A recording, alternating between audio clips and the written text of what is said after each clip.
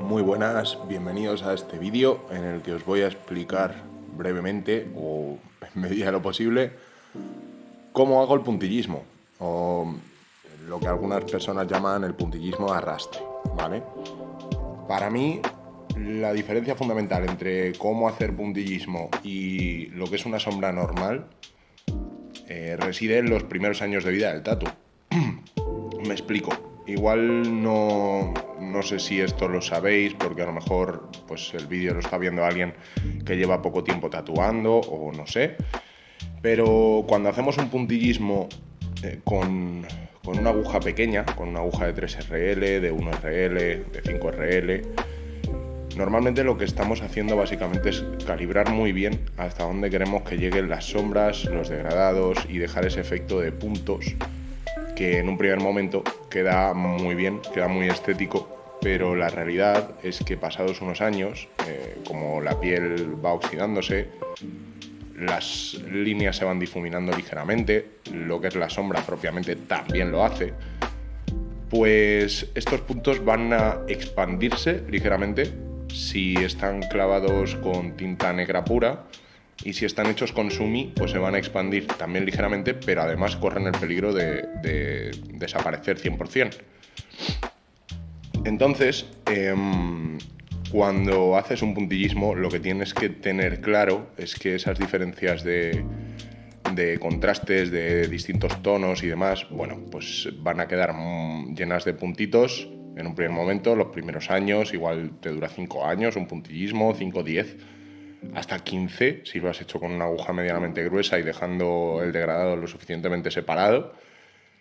Pero la realidad es que a futuro, cuando ese tatu tenga, qué sé yo, 40 años, seguramente lo que vas a tener es un tatu que parezca que está hecho con sombras. Dicho esto, creo importante elegir bien cuál es el tamaño de aguja que vamos a utilizar para hacer ese puntillismo o puntillismo de arrastre, como lo llaméis cada uno. Yo personalmente utilizo una aguja de 3RL de 0,30 o de 0,25 para que quede más fino y me permita más, digamos, una precisión que llegue a cada punto por separado, etcétera, etcétera. Y cuando utilizo esto, lo que hago es poner la máquina a una revolución medianamente baja para que de esa manera me deje controlar con el giro de codo y de muñeca que voy haciendo, pues a qué distancia dejo los puntos para de esa manera pues hacer un relleno más denso o por el contrario más transparente. Me gusta utilizar negro puro, es decir, tinta negra pura sin diluir cuando hago puntillismo, por lo que os comentaba antes, porque se mantenga más años en el tiempo, y lo que hago es apretar menos en las zonas en las que quiero que quede más transparente o separar más los puntos y apretar un poquito más o hacer más pasadas, más densidad en la zona en la que quiero que se queden un poco más marcados, más densos, más opacos, llámalo como quieras. Lo que voy haciendo es girar el codo en círculos y acompaño un poco con la muñeca a esa baja velocidad de la máquina, y entonces voy consiguiendo una primera tirada de relleno, como podéis ver justo aquí, donde se queda más o menos bastante transparente, y voy incidiendo en la zona de la punta donde quiero dejar más opacidad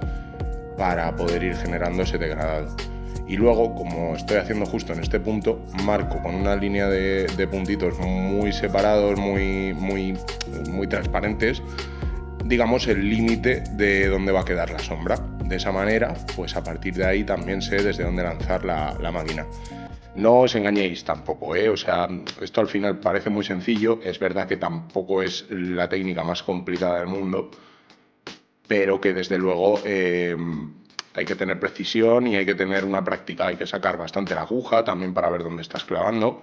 pero no lo suficiente para que al clavarse en la piel se quede encasquillada y luego no la puedas sacar. O sea que al final es un poco un resumen de todo, el tratar de hacerlo con delicadeza y con la mayor precisión posible para no salirse de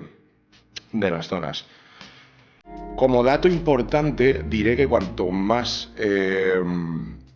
¿cómo llamarlo? Cuanto más hidratada, cuanto más cuidada esté la piel, esta técnica va a funcionar mejor. Ni que decir tiene que una piel muy dura o que se rompe con mucha facilidad,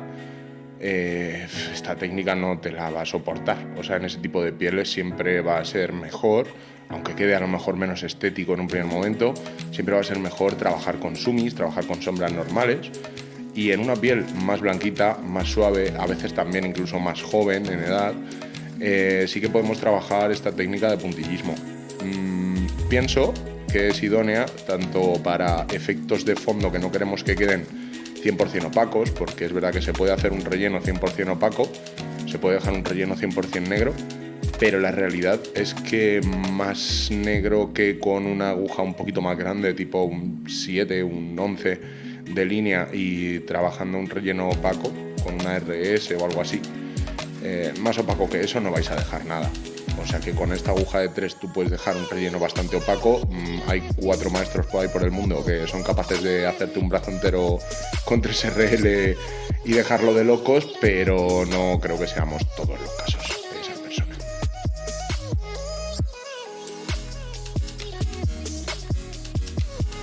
Por último, comentar alguna ventaja que tiene también, porque en este caso no sé si os habéis dado cuenta, lo que estoy haciendo es una especie de llamas. Es que al irte permitiendo elegir la opacidad de una manera tan paulatina, nunca vas a pasarte, o es muy raro que te pases de opacidad en un punto y por ende efectos que quieras que parezca que están a trasluz, efectos a los que les quieras dar un bajo nivel de opacidad y demás, los vas a poder trabajar muy tranquilo sin preocuparte de que te supere la oscuridad de la línea ni nada de eso. En este caso, el brazo que estoy haciendo es un brazo de Bleach, del anime Bleach, para Jero, que me pidió un Ichigo en la parte del hombro y todo el brazo lleno de fuego y con las cadenas que lleva el propio protagonista. Y es lo que estamos haciendo. Realmente me gustaría hacer o plantear un tutorial para hacer la cara, en el que os enseñe también pues cómo voy midiendo la oscuridad de la cara, os dé algún tip o alguna cosa, así que decidme si es algo que veis viable y os mola. Y por supuesto pues siempre se valoran los comentarios, se valoran los likes, se valora que lo compartáis y no sé, que me pongáis vuestras dudas o qué información se os queda fuera de este vídeo para vuestro conocimiento. Así que nada, dicho esto, gracias por ver el vídeo hasta aquí y nos vemos en el siguiente. Seguidme en Instagram, en TikTok, que es donde suelo subir todo.